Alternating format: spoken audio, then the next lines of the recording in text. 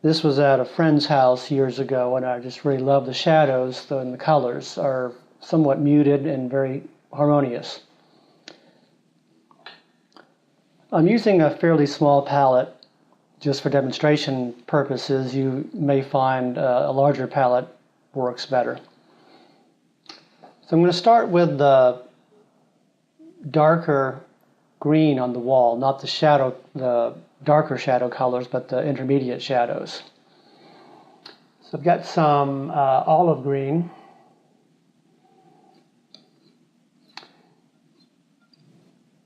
And I'll need a little bit of black and some white. Before I try the black, I just want to see what it looks like without some black. And actually that I think is going to be dark enough without graying it down with black.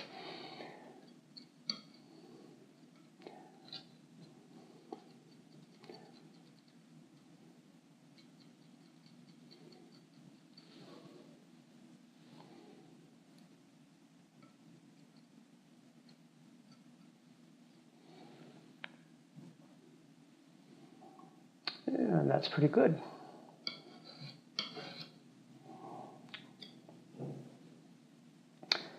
I'll need more of a shadow color, the intense shadows of the needles in the jar. Or I suppose that's a picture, really.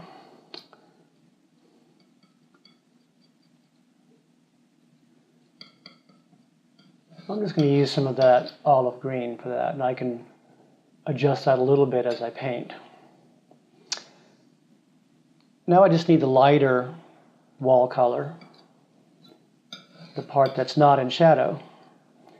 So staying with olive green, I'll just add some white.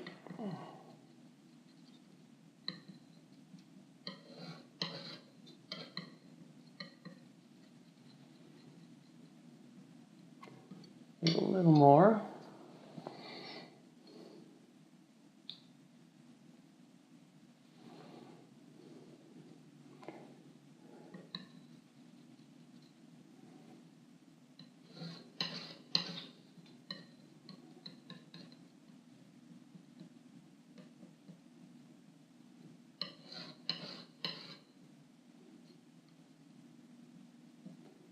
I think a little bit of yellow. I'm going to use a little bit of cadmium medium yellow.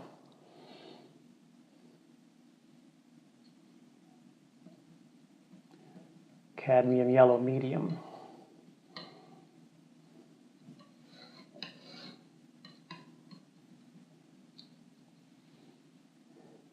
A little more of that yellow and quite a bit more white.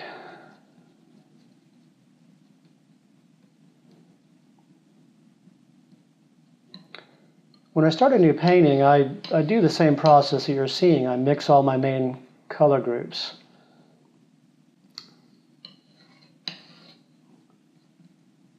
So I don't have to keep stopping and starting to mix colors.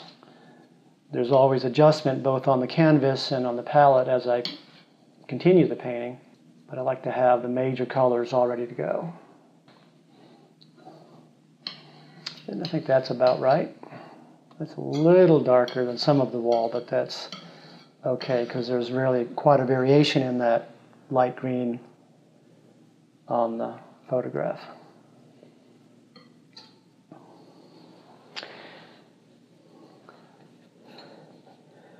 Now I'll mix the light color of the jar of the picture.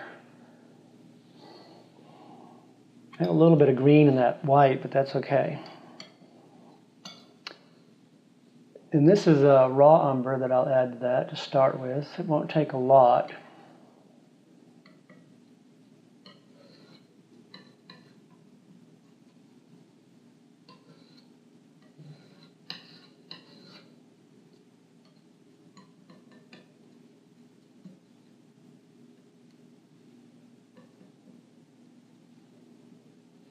Need more white than that.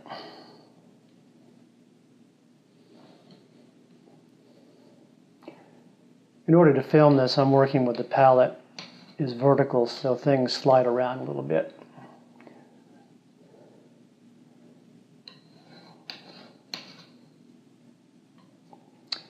And I think a little bit of yellow. I'm using a lemon yellow this time, just a tiny bit to warm that up.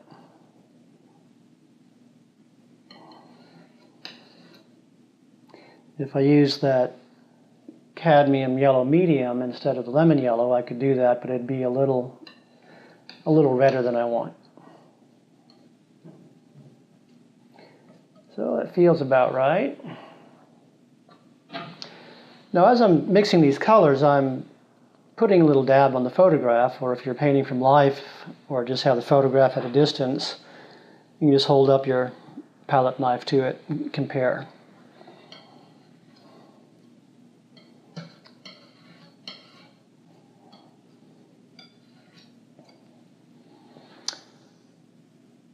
There'll be some shadow colors and some highlights on that picture, but I don't feel like I need to mix all of those ahead of time, because it's just going to be darkening it with a little bit of raw umber and a little bit of yellow in the reflected parts on the left side of the picture. So now I can, the knitting needles are really just variations of the picture color. They're just a little bit darker, a little bit bluer. So there's not much there, so I'm not going to mix up a whole lot of that, but just to show you, if I just take some of this picture color and add a little bit of cobalt to it.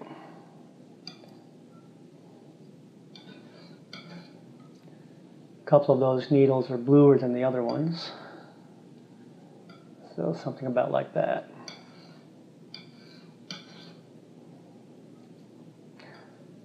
There's a shorter, kind of a thick needle in there. I think it's maybe a crochet needle. I'm not sure. I don't knit. And I'm going to leave that out because I find it a little bit distracting in there.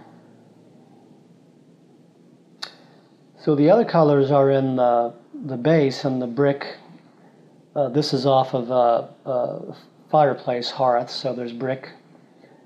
So I want a little bit of burnt sienna. And some white. I'm grabbing more white from another palette.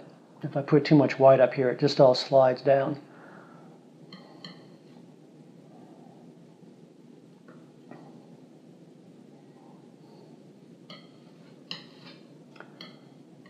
As I mix that, I can see that's not a bad light brick color, but it's a little light and it's a little bit pinkish. I'd like a little bit of this cadmium yellow medium. Cadmium colors are very powerful, so be careful about just mix a little bit at a time.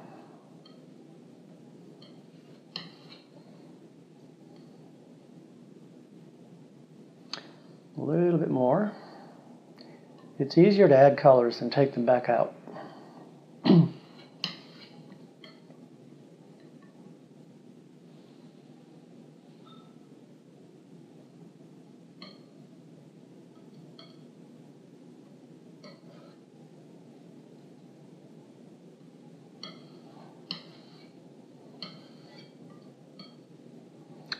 And I'm going to make a little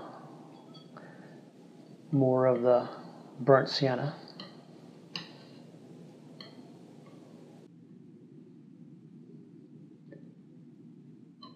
A little more yellow.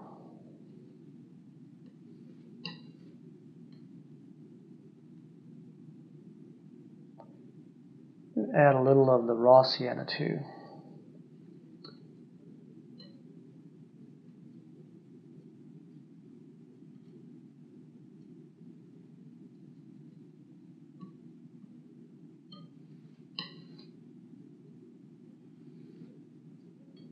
Put some of that lighter color off to the side and then add quite a bit more of the burnt sienna for a richer. Some of those bricks are a little more intense, a lot redder.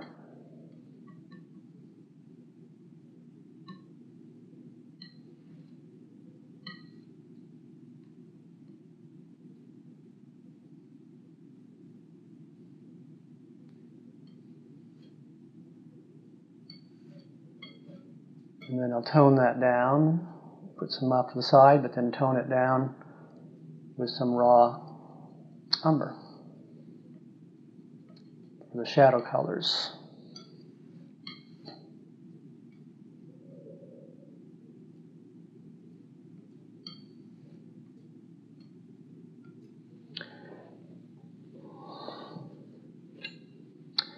So for the wooden needles, those larger ones, some raw sienna and a little bit of cobalt blue to tone that down. When I tone it down, we're kind of making a little bit of a gray by adding a complement.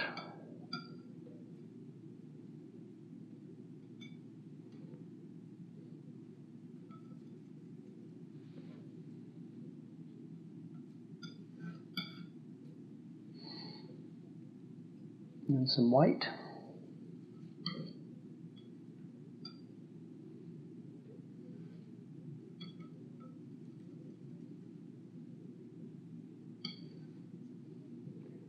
A little bit of that yellow.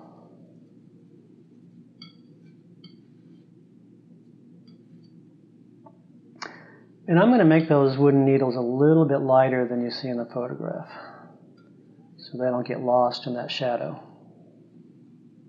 But not quite that light. There we go.